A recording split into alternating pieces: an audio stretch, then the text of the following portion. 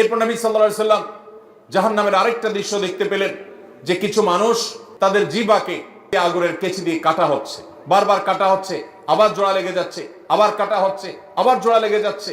এই নির্মম শাস্তি দেখে, অনবরত এই শাস্তির মধ্যে তারা যন্ত্রণার মধ্যে, আযাবের মধ্যে আছে, এই দৃশ্য দেখে নবী সাল্লাল্লাহু আলাইহি সাল্লাম জিবরিলকে বললেন যে এরা আবার কারা, তাদের কেন এই দুরবস্থা?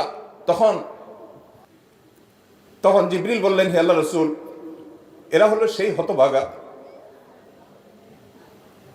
যারা দুনিয়াতে মানুষকে নসিহত করতো কিন্তু নিজেরা আমল করতো না।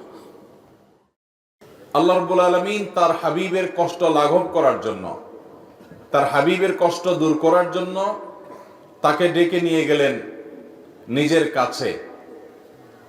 ঐতিহাসিক মেরাজ সংগঠিত হলো, ইসরা সংগঠিত হলো।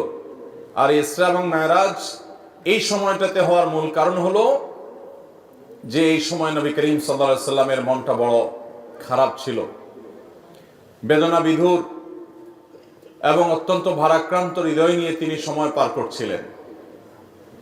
সবচেয়ে বড় সাহস যোগানো মানুষটা জীবন সঙ্গিনী খাদিজা রাদিয়াল্লাহু আনহা চলে গেলেন, চাচা আবু তালেব চলে গেলেন, তায়েফে বহুত আশা ভরসা নিয়ে গেছেন, সেখান থেকে প্রত্যাখ্যাত হয়ে আসলেন।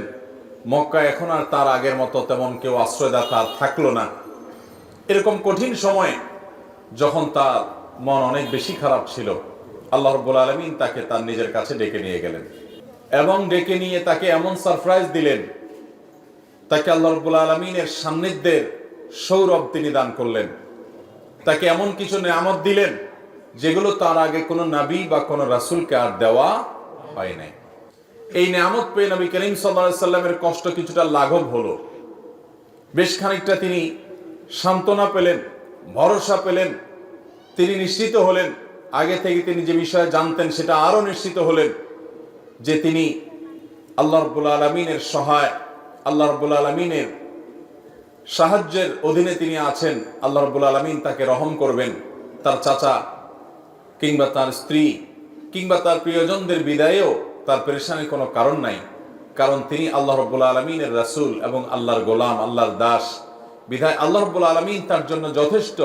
সেই বার্তাটি তিনি আগে থেকে জানতেন, নতুন করে আবারও তিনি জানলেন এই মেরাজের সফরের মাধ্যমে, এই ইসরার এই ভ্রমণের মাধ্যমে। মোহতারাম হাজরিন, নবী করিম সাল্লাল্লাহু আলাইহি সাল্লামের মেরাজ এটা ছিল দুনিয়ার সকল যুক্তি, সকল বুদ্ধি এগুলোর ঊর্ধ্বে অলৌকিকত্বের চূড়ান্ত রূপ। নবী করিম সাল্লাল্লাহু আলাইহি সাল্লাম আল্লাহর রাসূল হিসাবে, আল্লাহর নবী হিসাবে তার হাতে আল্লাহ তাআলা অনেক অলৌকিক ঘটনা ঘটিয়েছেন। সে সকল অলৌকিক বিষয়গুলোর মধ্য থেকে অন্যতম একটা বড় অলৌকিক বিষয় হলো এই মেরাজের ঘটনা।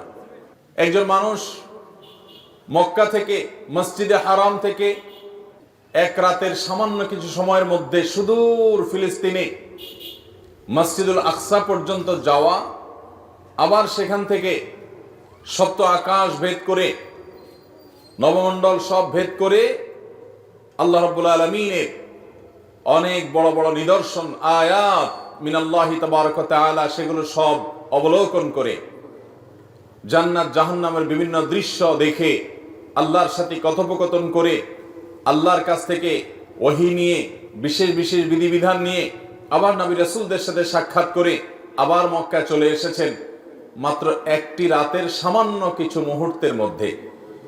দুনিয়ার সকল যুক্তি, দুনিয়ার সকল বুদ্ধি, দুনিয়ার কোনো লজিক এক্ষেত্রে খাটবে না, কারণ আল্লাহ রাব্বুল আলামিন বলেছেন সুবহানাল্লাযী আসরা বিআবদিহি, ওই আল্লাহ পবিত্র যিনি তার বান্দাকে মুহাম্মদ সাল্লাল্লাহু আলাইহি সাল্লামকে রাত্রিকালীন ভ্রমণ করিয়েছেন।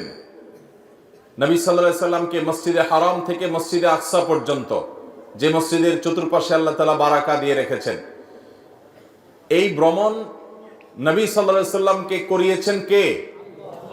আল্লাহ তাআলা সে কথা আলাদা করে উল্লেখ করেছেন কোরআনে। 15 নম্বর পারার প্রথম আয়াত সূরা ইসরাতে আল্লাহ তাআলা বলেছেন সুবহানাল্লাযী আসরা বিআবদিহি। নবী করিম সাল্লাল্লাহু আলাইহি সাল্লাম নিজে নিজে যান নাই, দুনিয়ার কোন সিস্টেমের আওতায় তিনি যান নাই। আল্লাহ তাআলা জিবরিলকে পাঠিয়ে বোরাকটাকে শুধুমাত্র উপকরণ হিসাবে একটা মাধ্যম রেখে আল্লাহ তাআলা নিজে তাকে অলৌকিকভাবে এই ভ্রমণ করিয়েছেন। এই জন্য আল্লাহ তাআলা এই ভ্রমণের সম্বন্ধ তার নিজের সত্তার দিকে করে বলেছেন, সুবহান আল্লাযী আসরা বিআবদি, তিনি ওই সত্তা পবিত্র যিনি তার বান্দাকে রাত্রিকালীন এই ভ্রমণটা তিনি করিয়েছেন। তাহলে এই ভ্রমণের সম্বন্ধ আল্লাহ দিয়ে করা হয়েছে, তিনি নিজে করেছেন। আর আল্লাহ তাআলা সম্পর্কে ঈমানদার ঈমান হলো যে আল্লাহ তাআলা কাদির, তিনি যা চান তার সবকিছু তিনি কুন বললেই ফায়াকুন, সেটি হয়ে যায়। বিধায় মেরাজ এবং ইসরার ঘটনা নিয়ে যদি কোনো সন্দেহ সংশয় থাকে, বিশেষ করে ইসরা নিয়ে যদি কোনো সন্দেহ থাকে, তাহলে সেক্ষেত্রে কোরআনের প্রতি সন্দেহ করার নামান্তর, কারণ কোরআনে আল্লাহ তাআলা এই ঘটনা উল্লেখ করেছেন। মোহতারাম হাজরিন, নবী করিম সাল্লাল্লাহু আলাইহি সাল্লামের মেরাজের দুইটা পার্ট ছিল, দুইটা অধ্যায় ছিল। একটা পার্ট হলো ইসরা, আরেকটা পার্ট হলো মেরাজ। ইসরা শব্দের অর্থ হলো রাত্রিকালীন ভ্রমণ, রাতের সফর। আর মেরাজ এটা বলা হয় ঊর্ধ্বে গমনের মাধ্যমকে, সিঁড়িকে। তার মানে ঊর্ধ্বে গমন বোঝানো হয়েছে মেরাজ দিয়ে। নবী করিম সাল্লাল্লাহু আলাইহি সাল্লামের মেরাজের প্রথম অধ্যায়ে তিনি মসজিদে হারাম থেকে অলৌকিকভাবে আল্লাহ তাআলার কুদরতের মাধ্যমে তিনি বোরাক আরোহণ করে জিবরিলের সাথে চলে গেছেন মসজিদে আকসায়। মসজিদে আকসা থেকে আল্লাহ রাব্বুল আলামিনের নির্দেশে জিবরিল তাকে ঊর্ধ্বাকাশে নিয়ে গেছেন, নবমণ্ডল ভ্রমণ করে এনেছেন। এই পুরো সফরটাকে আমরা সংক্ষেপে মেরাজের সফর জানি, কিন্তু এর প্রথম অংশটি কোরআনে এসেছে, আর দ্বিতীয় অংশটি ঊর্ধ্বে গমন বিষয়টি অসংখ্য বিশুদ্ধ হাদিসে বর্ণিত হয়েছে। আহলুস সুন্নাহ ওয়াল জামাতের আকীদা এবং বিশ্বাসের অংশ হলো নবী সাল্লাল্লাহু আলাইহি সাল্লামের জীবনে মেরাজের ঘটনা ঘটেছে, সেটাকে মনে প্রাণে একজন ঈমানদার বিশ্বাস করবে, লালন করবে। রজব মাস আসলেই আমরা এই মাসে শবে মেরাজ আছে, সেটা অমুক তারিখে, এই জিনিসটা আমাদের দেশের প্রায় সব মানুষের কাছে সংবাদ মাধ্যমগুলো পৌঁছে দেয়। কিন্তু যেই সংবাদটা পৌঁছানো দরকার, যেই সংবাদটা পৌঁছানোর জন্য কোরআনে তাকিদ দেওয়া আছে, সেই সংবাদটা এদেশের শতকরা তো দূরের কথা, হাজারে একজন মানুষও জানে কিনা সন্দেহ। সেটা হলো রজব মাস হলো সম্মানিত 4 মাসের একটা। আল্লাহ তাআলা কোরআনে কারীমে বলেছেন, ইয়াসআলুনাকা আনিশ শাহরিল হারাম কিতালিন ফীহি কুল কিতালুন ফীহি কাবীর ইলা আখিরিল আয়া। আল্লাহ তাআলা অন্য আয়াতে বলেছেন, ইন্না ইদ্দাতাশ শুহুরি ইনদাল্লাহি 12 শাহরান ফী কিতাবিল্লাহ ইয়াওমা খালাকাস সামাওয়াতি ওয়াল আরদ মিনহা আরবাআতুন হুরুম। বছরে 12টি মাস আছে। এই 12 মাসের মধ্যে 4টি মাসকে আল্লাহ রাব্বুল আলামিন কোরআনে ঘোষণা দিয়েছেন সম্মানিত মাস। সেই সম্মানিত 4 মাসের একটি হলো এই রজব মাস। আমরা রজব মাস আসলে মেরাজের মাস এটা জানি, অথচ রজব মাস যে সম্মানিত 4 মাসের এক মাস, সম্মানিত মাস হিসেবে এই মাসে বিশেষ কিছু করণীয় বর্জনীয় আছে, সে বিষয়ে এদেশের বেশিরভাগ মুসলমান জানে। মুহতারাম হাজিরিন, এখন প্রশ্ন হলো যে এই মাসে কি আদৌ মেরাজ হয়েছে কিনা। এ বিষয়ে ঐতিহাসিক এবং হাদিস বিশারদ, হাদিস বিশ্লেষক, ওলামায়ে কেরামের প্রায় 16টির মতো মত আছে। কতটি মত আছে? 16টি মত। অনেক ইমাম বলেছেন নবী করিম সাল্লাল্লাহু আলাইহি সাল্লামের মেরাজ হয়েছে রজব মাসে। এর মধ্যে নির্দিষ্ট করে 27শে রজব, এই রাতে 27তম রাত রজব মাসের এই রাতে মেরাজ হওয়ার কথা বলেছেন ইমাম আব্দুল গনি আল মাকদিসি রাহিমাহুল্লাহ সহ আরো কয়েকজন হাতে গোনা ইমামগণ। আর এর বাইরে অনেক বড় বড় ইমাম, অনেক বড় বড় মুহাদ্দিস এবং ইতিহাসবিদগণ, তাদের মত অনুযায়ী নবী সাল্লাল্লাহু আলাইহি সাল্লামের মেরাজ হয়েছে অনেকের মতে রমজান মাসে, অনেকের মতে রবিউল আউয়াল মাসে, অনেকের মতে শাওয়াল মাসে। এক একজন এক এক মত দিয়েছেন এবং সেটি নবী সাল্লাল্লাহু আলাইহি সাল্লামের হিজরতের 1 বছর আগে হয়েছে, এই মতটি বেশিরভাগ মুহাদ্দিস এবং ওলামাদের মত। আবার অনেকে হিজরতের 4-5 বছর আগে হওয়ার মত দিয়েছেন। সর্বসাকল্যে প্রায় 16টি মত আছে এই মেরাজ ঠিক কবে হয়েছে সে বিষয়টি নিয়ে। তাহলে এখান থেকে বোঝা গেল রজবের 27 তারিখটি নবী করিম সাল্লাল্লাহু আলাইহি সাল্লামের মেরাজের রাত। এই রাতেই তার মেরাজ ঘটেছে এমনটি নিশ্চিত করে বলার মতো কোনো সুযোগ আদৌ, কিন্তু আমরা এটাকে নিশ্চিতভাবে মেরাজের রাত হিসাবে জানি, আমরা বলিষ্ঠভাবে এটাকে চূড়ান্তভাবে মেরাজের রাত হিসাবে আমরা জানি। অথচ এটা অন্য 10টি মতের মতো একটি মত, বরং বেশিরভাগ ইতিহাসবিদদের মত, বেশিরভাগ ফুকাহে কেরাম, ওলামায়ে কেরাম, মুহাদ্দিসিনে কেরামের মত হলো নবী সাল্লাল্লাহু আলাইহি সাল্লামের মেরাজ রবিউল আউয়ালে হয়েছে। যাই হোক, এটা একটা ঐতিহাসিক বিষয়। তার মেরাজ হয়েছে এটা সত্য, কোন মাসে হয়েছে, কোন তারিখে হয়েছে, সেটা নিয়ে ইতিহাসবিদদের মধ্যে মত পার্থক্য আছে। একজন ইমানদার হিসেবে কখন তার মেরাজ হয়েছে এই বিষয়টি আমাদের কাছে এতটা গুরুত্বপূর্ণ নয় যতটা গুরুত্বপূর্ণ নবী করিম সাল্লাল্লাহু আলাইহি সাল্লামের মেরাজে তিনি কি দেখেছেন, কেন তার মেরাজ হয়েছে, সেখান থেকে তার নিয়ে আসা শিক্ষাগুলো কি, সেখানে কি কি ঘটনা ঘটেছে, সেখান থেকে আমাদের নেয়ার বিষয় কি আছে, এটা হলো ইমানদার হিসেবে আমাদের জন্য গুরুত্বপূর্ণ। নবী সাল্লাল্লাহু আলাইহি সাল্লামের মেরাজের তারিখ, ক্ষণ, সন এটা যদি এত গুরুত্বপূর্ণ হতো, তাহলে বুখারীতে, মুসলিমে, তিরমিজিতে, আবু দাউদে, নাসাইতে, বিভিন্ন হাদিসের কিতাবে নবী সাল্লাল্লাহু আলাইহি সাল্লামের মেরাজের তারিখ, তার সন এগুলো খুব গুরুত্বের সাথে উল্লেখ করা হতো। নবী সাল্লাল্লাহু আলাইহি সাল্লামের জীবনে অনেক ঘটনা ঘটেছে, যেই ঘটনাগুলোর তারিখ, সন, ক্ষণ এগুলোকে সাহাবীরা এত বেশি গুরুত্বের সাথে সংরক্ষণ করার ব্যাপারে তারা বিশেষ নজর দিতেন না। যত বেশি নজর দিতেন নবী করিম সাল্লাল্লাহু আলাইহি সাল্লামের ওই ঘটনার মূল শিক্ষণীয় বিষয় কি সেদিকে। অতএব মোহতারাম হাজরিন, আমাদেরকে জানতে হবে যে আমাদের নবী সাল্লাল্লাহু আলাইহি সাল্লাম মেরাজে গিয়ে কি দেখেছেন। তিনি মেরাজে গিয়ে যে বিষয়গুলো দেখেছেন এর ভিতরে একটা বিষয় হলো তিনি জিবরিলকে দেখেছেন। জিবরিল ফেরেশতাকে তিনি তার আপন যে সুরত, তার আসল যে রূপ, সেই রূপে তিনি দেখেছেন। বিভিন্ন বর্ণনা দ্বারা প্রমাণিত যে জিবরিলকে আল্লাহ রাব্বুল আলামিন কতগুলো ডানা দিয়েছেন? 600 ডানা, এবং তার এক একটি ডানা এক প্রান্ত থেকে অপর প্রান্ত যতদূর মানুষের চোখ যায় ততদূর পর্যন্ত বড়। এত দীর্ঘ, এত বড় বৃহৎ 600 ডানা আল্লাহ তাআলা তাকে দিয়েছেন। জিবরিলের যে আসল রূপ, মহা সৃষ্টি আল্লাহ তাআলার, যে জিবরিল আয়াতুম মিন আয়াতিল্লাহ, আল্লাহর অসংখ্য নিদর্শনের মধ্যে জিবরিলের অস্তিত্ব একটা নিদর্শন। এটিকে নবী সাল্লাল্লাহু আলাইহি সাল্লাম মেরাজে তার আসল রূপে দেখার সুযোগ পেয়েছেন, এটি ছিল একটি। নবী করিম সাল্লাল্লাহু আলাইহি সাল্লামের মেরাজে তিনি আরো যা দেখেছেন তার মধ্যে দ্বিতীয় হলো বোরাক তিনি দেখেছেন। বোরাক একটি বাহন। এই বোরাক এটা ঘোড়া এবং গাধা এগুলোর সমজাতীয় কাছাকাছি পর্যায়ের এক ধরনের একটা বিশেষ বাহন, যেই বাহনের সমজাতীয় আরেকটা বাহন পৃথিবীতে নাই। এটা নবী করিম সাল্লাল্লাহু আলাইহি সাল্লামের জন্য আল্লাহ তাআলা স্পেশাল পাঠিয়েছেন।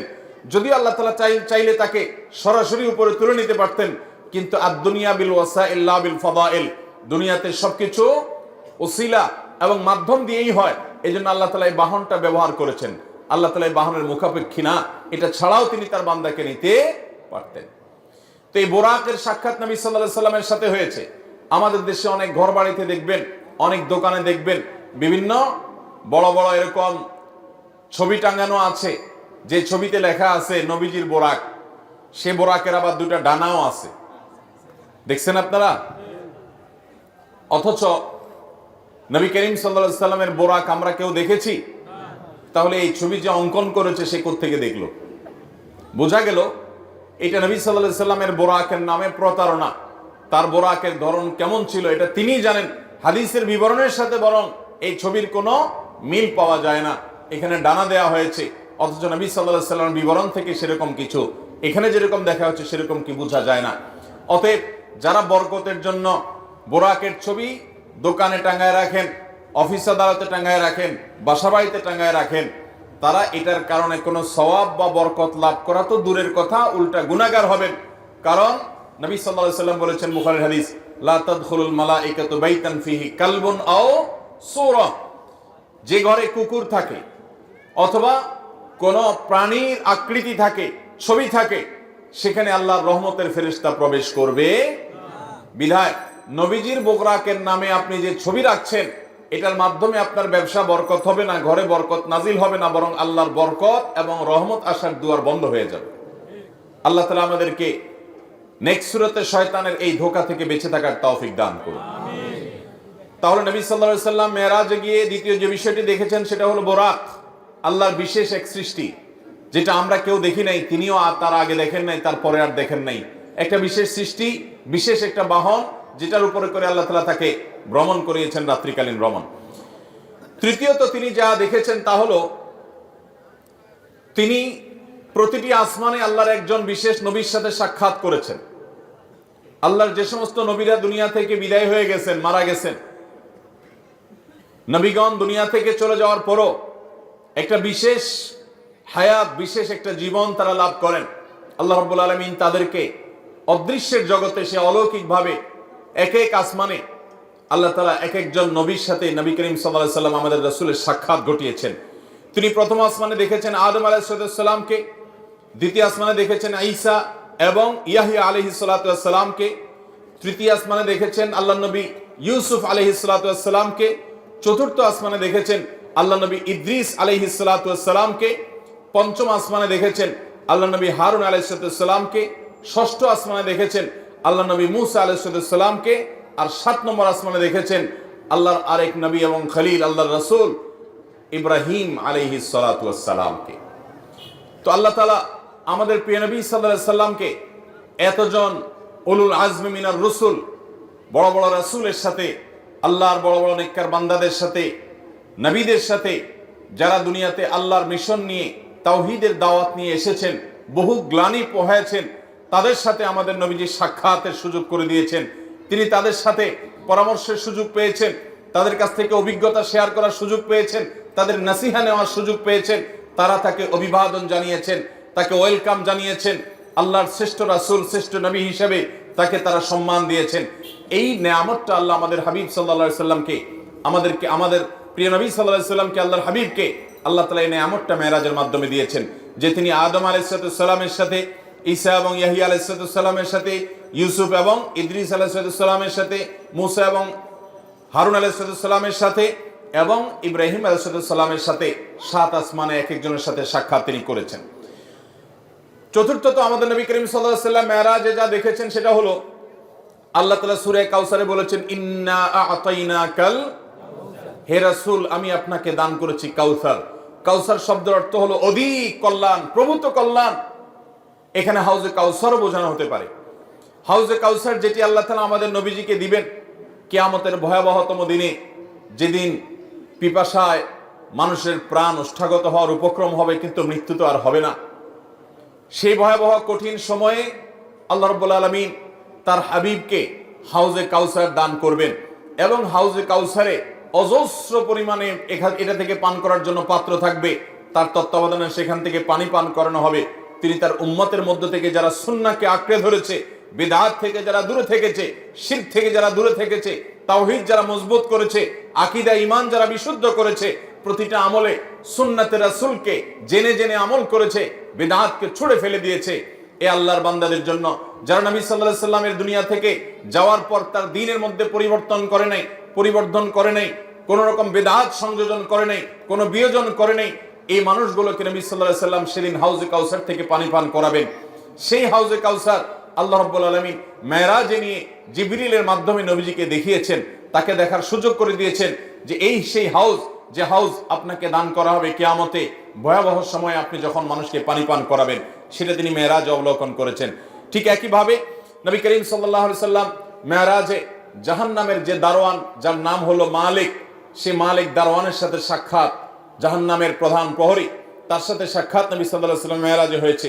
বাইতুল মামুর নামে একটা মসজিদ, একটা ঘর আছে যেটা ৭ আসমানের উপরে, এবং যেটা বাইতুল্লাহ, যেটা মক্কাতে মসজিদুল হারাম, এই মসজিদুল হারাম কাবা ঘরের ঠিক বরাবর উপরে একেবারে ৭ আকাশের ঊর্ধ্বে বাইতুল মামুর নামক এই মসজিদ সেখানে স্থাপিত আছে।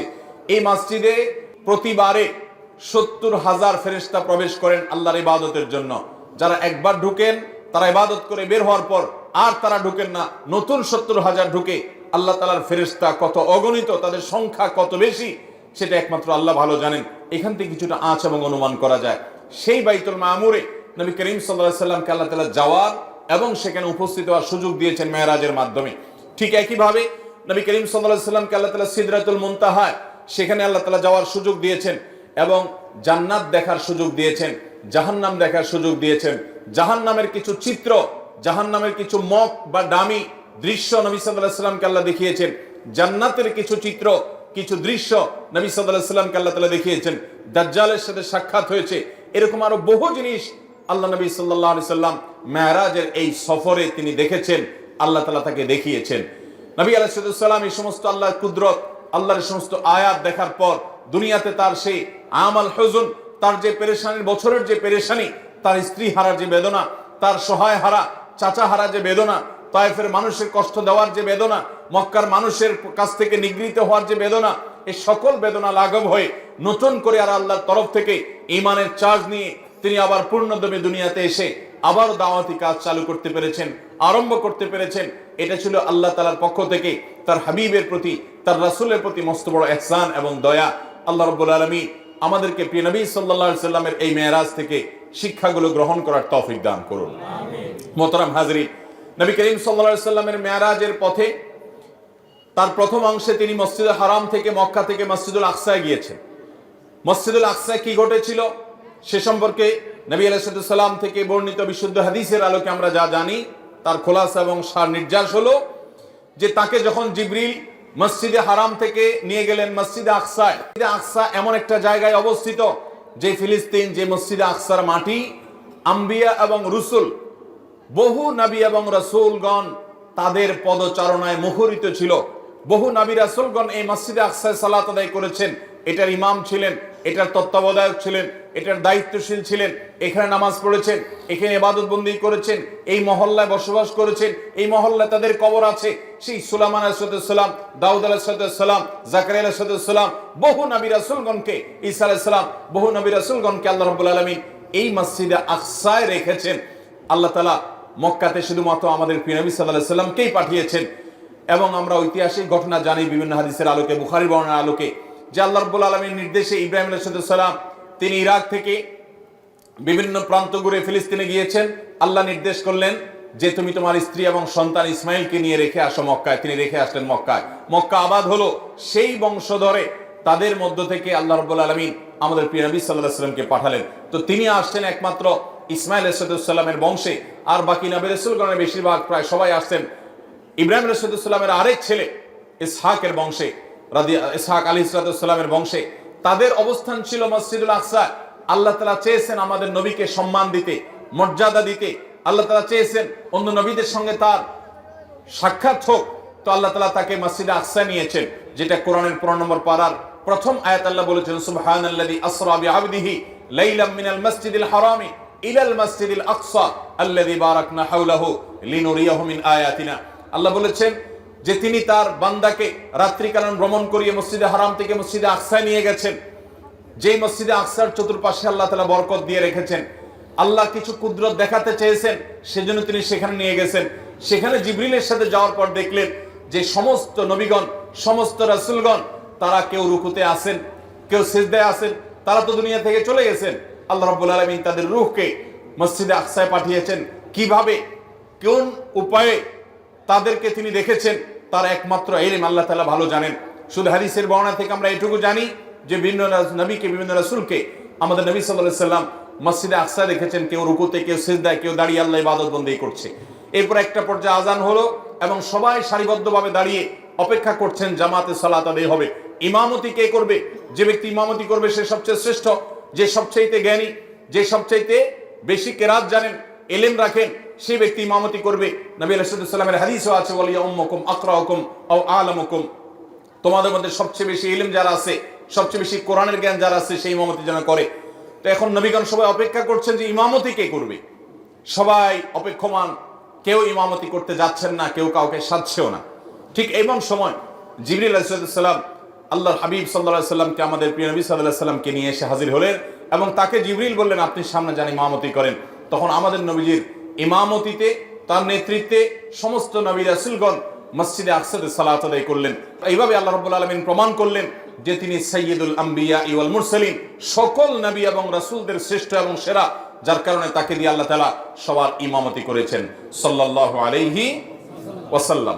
মুহতারাম হাজরিন, এরপর নবী করিম সাল্লাল্লাহু আলাইহি ওয়াসাল্লামকে আল্লাহ রাব্বুল আলামিন জাহান্নাম এবং জান্নাতের বিশেষ কিছু দৃশ্য দেখিয়েছেন মেরাজের সফরে। সেগুলো কি ছিল? জাহান্নামের বিশেষ কিছু আযাব, বিশেষ কিছু শাস্তি আল্লাহ রাব্বুল আলামিন নবী সাল্লাল্লাহু আলাইহি ওয়াসাল্লামকে দেখিয়েছেন। এই শাস্তিগুলো সেই সকল অপরাধের, যে অপরাধগুলো অন্য অনেক অপরাধের চাইতে অনেক বেশি ভয়াবহ। এর মধ্যে একটা হলো গীবত। একবার নবী করিম সাল্লাল্লাহু আলাইহি ওয়াসাল্লাম এই মেরাজের সফরের কোন একটা মুহূর্তে তিনি জিবরিলের সাথে যাচ্ছেন। জিবরিল তাকে দেখালেন যে এ হলো জাহান্নাম, যেখানে আল্লাহর অবাধ্যরা, পাপিষ্ঠরা, যাদেরকে এই ঠিকানায় আসতে হবে, অনন্তকাল কাফেররা এখানে জ্বলতে থাকবে, শাস্তি হতে থাকবে, মৃত্যু হবে না, শুধু শাস্তি এবং কষ্ট ভোগ করতে থাকবে। তো এর মধ্যে জাহান্নামের একটা দৃশ্য নবী সাল্লাল্লাহু আলাইহি ওয়াসাল্লাম এর চোখে পড়লো। তিনি দেখতে পেলেন যে কিছু লোক, তাদের হাতে অনেক বড় বড় নখ, এই নখগুলো সাধারণ কোনো নখ নয়, এগুলো লোহা পিতলের নখ, অনেক বড় বড়। তারা সেগুলো দিয়ে তাদের মুখ আঁচড়াচ্ছে এবং বুক আঁচড়াচ্ছে এবং সেখান থেকে রক্তক্ষরণ হচ্ছে। তাদের এই নির্মম শাস্তি, এই কষ্ট, এটা স্বয়ংক্রিয়ভাবে হচ্ছে এবং তাদের এই জ্বালা যন্ত্রণা কষ্ট হচ্ছে, এটা তারা ইচ্ছাকৃত করছেন তা নয়, বরং অটোমেটিক সেট হয়ে আছে যে তাদের এই হাতে থাকা লোহা বা পিতলের নখ দিয়ে তাদের নিজের মুখ নিজেরা খাবলাচ্ছে, নিজের বুক তারা খাবলাচ্ছে, ছিলে ফেলছে এবং সেখান থেকে রক্ত ঝরে পড়ছে, কষ্ট হচ্ছে। নবী সাল্লাল্লাহু আলাইহি ওয়াসাল্লাম জিজ্ঞাসা করলেন জিবরিলকে, এরা কারা, কেন তাদের শাস্তি হচ্ছে? তখন জিবরিল বললেন, এরা হলো সেই অপরাধী যারা দুনিয়াতে যেখানে সেখানে বসে গীবত শিকায়াত করত, মানুষের পেছনে মানুষের দুর্নাম করত, মানুষের পেছনে সমালোচনা করত। কারোর দোষ হয়তো আছে, কিন্তু সেই দোষটা তার সামনে না বলে পেছনে অন্যদের কাছে বলে বেড়াতো। এই অপরাধের কারণে তাদের এই শাস্তি হচ্ছে এবং এই শাস্তি তাদের হতেই থাকবে দীর্ঘকাল পর্যন্ত।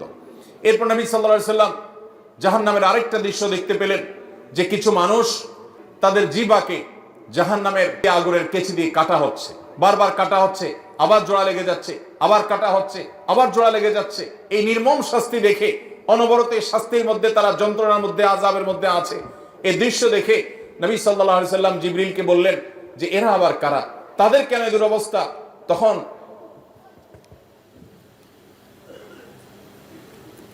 তখন জিবরিল বললেন, হে আল্লাহর রাসূল, এরা হলো সেই হতভাগা যারা দুনিয়াতে মানুষকে নসিহত করতো কিন্তু নিজেরা আমল করতো না, যারা মানুষকে অনেক ভালো ভালো কথা বলতো কিন্তু সে ভালো কথার উপর আমল করতো না। যে বক্তা, যে আলোচক, যে ওয়াইজ, যে লম্বা লম্বা লেকচার দেনেওয়ালা, যে হুজুর অনেক ভালো ভালো কথা বলতো কিন্তু নিজে আমল করতো না, তাদের শাস্তি হচ্ছে। নবী করিম সাল্লাল্লাহু আলাইহি ওয়াসাল্লাম এই দৃশ্য দেখে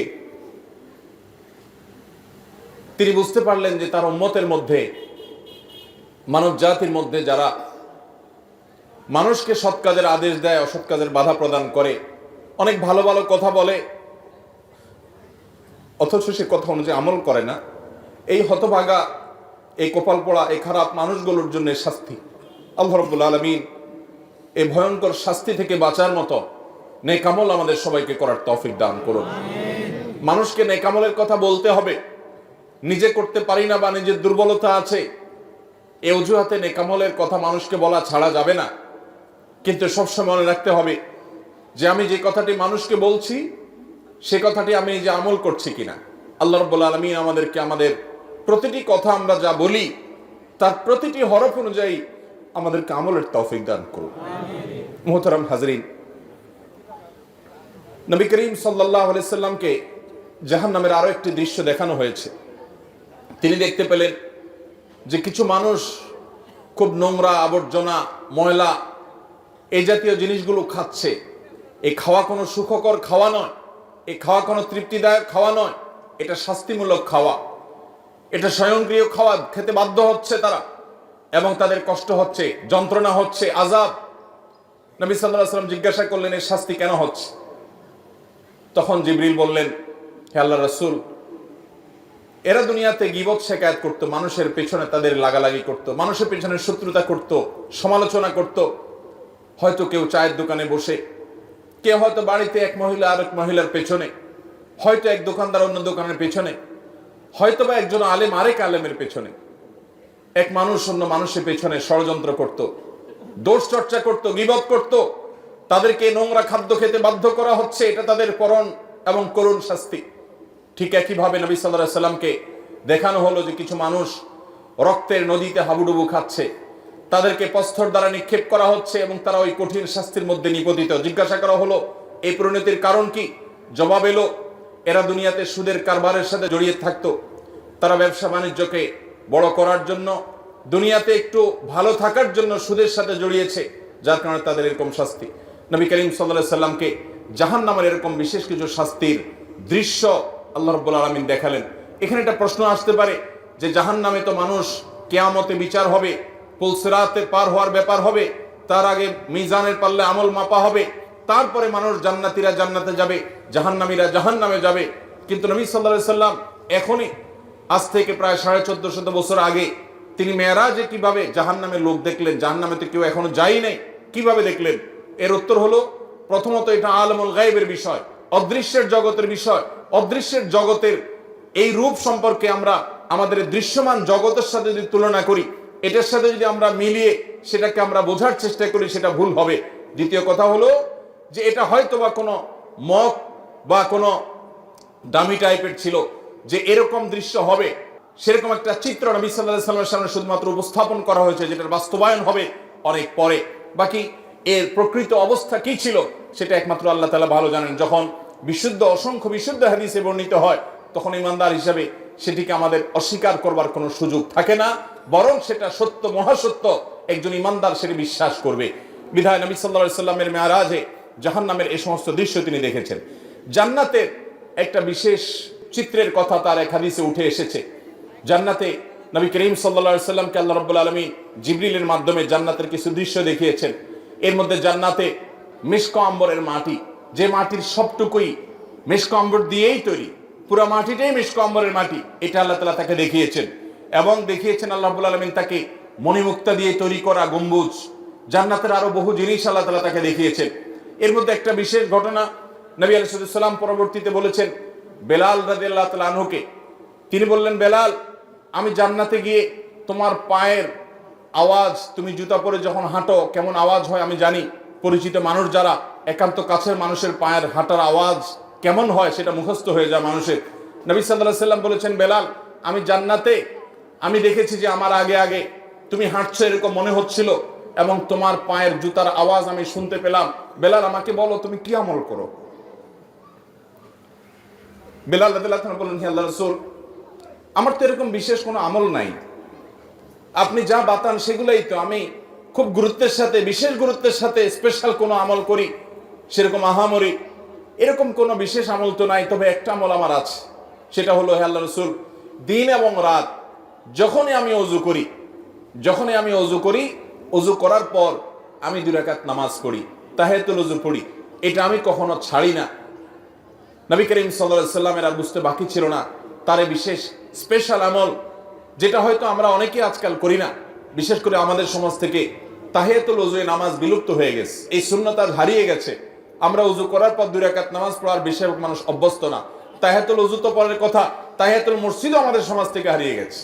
মানুষ মসজিদে চলে যায়, ধাপ করে বসে যায়, অথচ নবী সাল্লাল্লাহু আলাইহি ওয়াসাল্লাম বলেছেন, ইদা দাখালা আহাদুকুমুল মসজিদা, তোমাদের কেউ যদি মসজিদে প্রবেশ করে, ফালা ইয়াজলিস হাত্তা ইউসাল্লি রাকাতাইন, তাহলে সে মসজিদে ঢুকে যেন 2 রাকাত নামাজ পড়া ছাড়া না বসে। নবী করিম সাল্লাল্লাহু আলাইহি ওয়াসাল্লাম এত গুরুত্ব দিতেন। এক ব্যক্তি এসে বসে গেছে, তিনি তাকে বলেছেন, তুমি কি 2 রাকাত নামাজ পড়েছো? লোকটি বলেছে, না পড়ি নাই। নবীজি বলেছেন, কুম, দাঁড়াও, তুমি 2 রাকাত নামাজ পড়ো, তারপরে বসো। আল্লাহর ঘরের সম্মানার্থে গিয়ে বসতে হলে তুমি 2 রাকাত নামাজ পড়বে, তারপরে গিয়ে বসবে। এই তাহিয়াতুল মসজিদ আমাদের সমাজ থেকে হারিয়ে গেছে। আর তাহিয়াতুল ওযু, এটা তো আমরা অনেকে জানিও না, যে যতবার আপনি ওযু করবেন, ওযু করার পর কোনো কথাবার্তা অন্যান্য কাজকাম করার আগে, ওযু করার পর দ্রুততার সাথে আপনি কিবলামুখী হয়ে 2 রাকাত নামাজ পড়ে ফেলবেন। এটা ওযুর সম্মানে, এটাকে তাহিয়াতুল ওযু বলা হয়। বেলাল রাদিয়াল্লাহু তাআলা আনহুর এই আমলটির কারণে নবী সাল্লাল্লাহু আলাইহি ওয়াসাল্লাম তার পায়ের আওয়াজ জান্নাতে শুনতে পেয়েছেন। এই আমলটা আমরা শুরু করব তো ইনশাআল্লাহ। আল্লাহ আমাদেরকে আমল করার তৌফিক দান করুন। নবী করিম সাল্লাল্লাহু আলাইহি ওয়াসাল্লাম জান্নাতের এরকম আর অনেকগুলো দৃশ্য দেখতে পেয়েছেন। আমরা এরপরে জানবো যে নবী করিম সাল্লাল্লাহু আলাইহি ওয়াসাল্লাম মেরাজ শেষ করে, মেরাজের প্রাককালে, মেরাজের মধ্যে নবী সাল্লাল্লাহু আলাইহি ওয়াসাল্লামের জীবনের সবচেয়ে বড়, মেরাজের পুরো সফরের মধ্যে সবচেয়ে বড় ঘটনা কোনটা ঘটেছে? সবচেয়ে বড় ঘটনা ঘটেছে আল্লাহর পক্ষ থেকে সালাত বা নামাজের যে বিধান দিয়েছেন মেরাজে। এটা ছিল তার মেরাজের সবচাইতে ফোকাস পয়েন্ট, সবচাইতে গুরুত্বপূর্ণ ঘটনাবলীর অংশ। আল্লাহ রাব্বুল আলামিন নবী করিম সাল্লাল্লাহু আলাইহি ওয়াসাল্লাম যখন আল্লাহর কাছে গেলেন, আল্লাহর প্রশংসা ইত্যাদি নিবেদন করলেন, আল্লাহর কুদরত অবলোকন করলেন, আল্লাহর শুকরিয়া আদায় করলেন। তিনি যখন ফিরে আসছেন আল্লাহর অনুমতি নিয়ে, তখন আল্লাহ রাব্বুল আলামিন নবী করিম সাল্লাল্লাহু আলাইহি ওয়াসাল্লামকে 50 ওয়াক্ত নামাজ দিলেন, যে যাও তোমার উম্মতের জন্য 50 ওয়াক্ত নামাজ দেয়া হলো।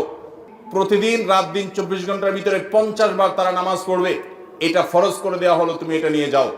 নবী আলাইহিস সালাম এটা নিয়ে আসছিলেন। প্রতিমধ্যে তার সাথে ষষ্ঠ আকাশে মুসা আলাইহিস সালামের সাথে সাক্ষাৎ।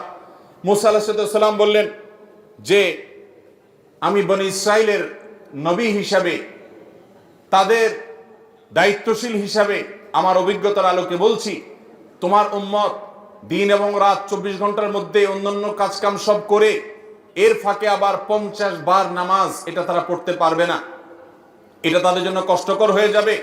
অতএব তুমি আল্লাহর কাছে গিয়ে এই নামাজ একটু কমায় আনো। নবী সাল্লাল্লাহু আলাইহি ওয়াসাল্লাম আল্লাহর কাছে গেলেন, যা বললেন, আল্লাহ আমার উম্মতের জন্য এটা অনেক কষ্ট হয়ে যাবে, আপনি একটু কমায় দেন। আল্লাহ তাআলা তাকে 5 ওয়াক্ত কমায় 45 ওয়াক্ত দিলেন। এরপরে আবার আসলেন, মুসা আলাইহিস সালামের সাথে সাক্ষাৎ, তিনি আবারও বললেন একই কথা, আবারও নবীজি ফিরে গেলেন, আল্লাহ তাআলা আরো 5 ওয়াক্ত কমায় দিলেন। এভাবে কমাইতে কমাইতে 9 বার আসা যাওয়া হলো এবং 5 9 45 ওয়াক্ত নামাজ কমানো হলো, থেকে গেল 5 ওয়াক্ত। এরপরে নবী সাল্লাল্লাহু আলাইহি সাল্লাম মুসা আলাইহিস সালামের কাছে এসে বলল যে আমি আর আল্লাহর কাছে কমানোর জন্য যেতে পারবো না, আমি বিব্রত বোধ করছি, ইতস্তত বোধ করছি যে একটা বিষয় কতবার কমাবো। আর 5 ওয়াক্ত আল্লাহ তাআলা নির্ধারণ করে আমাদের প্রিয় নবী সাল্লাল্লাহু আলাইহি সাল্লামকে বলে দিয়েছেন, যাও মুহাম্মদ তোমার উম্মতকে জানিয়ে দাও, তারা যদি 5 ওয়াক্ত নামাজকে ঠিকঠাক মতো সময় মতো হক আদায় করে সুন্দর করে আদায় করে, তো আল্লাহ রাব্বুল আলামিন তাদেরকে 50 ওয়াক্ত পড়লে যে পরিমাণ তারা সওয়াব পেত, আল্লাহ বলেছেন যে সেই পরিমাণ সওয়াব তাদেরকে আমি 5 ওয়াক্তের মাধ্যমে দেব। 5 ওয়াক্ত নামাজকে হক আদায় করে করবো তো ইনশাআল্লাহ। ওয়াক্ত মতে ইহতিমামের সাথে, ধীরস্থিরতার সাথে, সৌন্দর্যের সাথে, মনোযোগের সাথে, আল্লাহ স্মরণ সাথে নিয়ে আল্লাহ রাব্বুল আলামিনকে স্মরণ করবার জন্য আকিমিস সালাতা লিযিকরি, আমরা মহব্বতের সাথে, খুশুখুজুর সাথে মৃত্যুর আগ পর্যন্ত 5 ওয়াক্ত নামাজকে আঁকড়ে ধরবো তো ইনশাআল্লাহ। ভাইরা আমার, নবী করিম সাল্লাল্লাহু আলাইহি সাল্লামকে আল্লাহ রাব্বুল আলামিন মেরাজে ডেকে নিয়ে একান্ত কাছে নিয়ে এই 5 ওয়াক্ত নামাজ দিলেন। এই নামাজ যার যত বেশি সুন্দর হবে, সে আল্লাহর তত বড় ওলি, সে আল্লাহর তত বড় নেককার।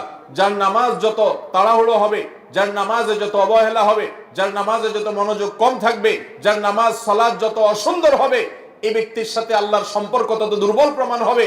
অতএব ভাইরা আমার, মুরব্বীরা আমার, আল্লাহর ওয়াস্তে চ্যালেঞ্জ হিসেবে নিতে হবে, আমরা জীবনে আমাদের জীবন যাবে, আমার প্রাণ যাবে, আমার নামাজ কখনো ছুটতে পারে। অতএব নামাজের ওয়াক্ত হবে, ইমানদার কখনো নামাজে গাফলতি করবে। নবী করিম সাল্লাল্লাহু আলাইহি সাল্লামকে আল্লাহ রাব্বুল আলামিন এই বিধানটি দেওয়ার জন্য তাকে নিয়ে গেলেন মেরাজে। অথচ এত কাছে নিয়ে আল্লাহ রাব্বুল আলামিন অন্য কোনো বিধান দেন নাই। রোজার বিধান আল্লাহ তাআলা জিবরিলকে দিয়ে পাঠিয়ে দিয়েছেন, যাকাতের বিধান জিবরিলকে দিয়ে পাঠিয়ে দিয়েছেন, হজের বিধান আল্লাহ রাব্বুল আলামিন জিবরিলকে দিয়ে পাঠিয়ে দিয়েছেন, ইসলামের অন্য সমস্ত বিধিবিধান, ফরজ নির্দেশগুলো কোরআনের আয়াত নাজিল করেছেন, জিবরিলকে দিয়ে পাঠিয়েছেন। 5 ওয়াক্ত নামাজ এত গুরুত্বপূর্ণ, এত গুরুত্বপূর্ণ যে আল্লাহ তাআলা তার নবীকে ডেকে নিয়ে গেছেন নিজের কাছে, একান্তে ডেকে নিয়ে নিজে সরাসরি এই নামাজের নির্দেশ দান করলেন। এজন্য ভাইরা দেখবেন আমাদের প্রিয় নবী সাল্লাল্লাহু আলাইহি ওয়াসাল্লাম তার জীবনে নামাজের গুরুত্ব কেমন ছিল। তিনি যখন মৃত্যু সজ্জায় দুনিয়া থেকে বিদায় নেওয়ার ঠিক আগ মুহূর্ত যখন চলছে, জীবন সায়ান্নে, এরকম কঠিন একটা পরিস্থিতিতে তিনি প্রচন্ড অসুস্থ, জ্বরে, অসুস্থতায় বারবার তিনি বেহুশ হয়ে যাচ্ছিলেন। তিনি পানি আনাচ্ছিলেন, হুঁশ আসার সাথে সাথে একটু হুঁশ ফিরে এসেছে, সাথে সাথে পানি আনালেন এবং পানি ঢাললেন, ওযু করলেন, মুখে পানি ঢাললেন, শরীরে পানি ঢাললেন, ঢালার পরে কিছুটা আরাম বোধ করলেন, আবার সেন্সলেস হয়ে গেল। এরপরে আবার যখন হুঁশ আসলো, তিনি জিজ্ঞাসা করলেন লোকেরা নামাজ পড়ে ফেলেছে কিনা। বলা হল না আল্লাহ রাসূল, সবাই অপেক্ষা করছে আপনার ইমামতিতে নামাজ পড়বে, এদিকে আপনি অসুস্থ। এই কথা বলার পর তিনি আবার সেন্সলেস হয়ে গেলেন, আবার পানি ঢালা হলো, একটু সেন্স আসার সাথে সাথে আবারও একই কথা, মানুষেরা কি নামাজ পড়ে ফেলেছে। নবী করিম সাল্লাল্লাহু আলাইহি সাল্লামকে এই কষ্টের চোটে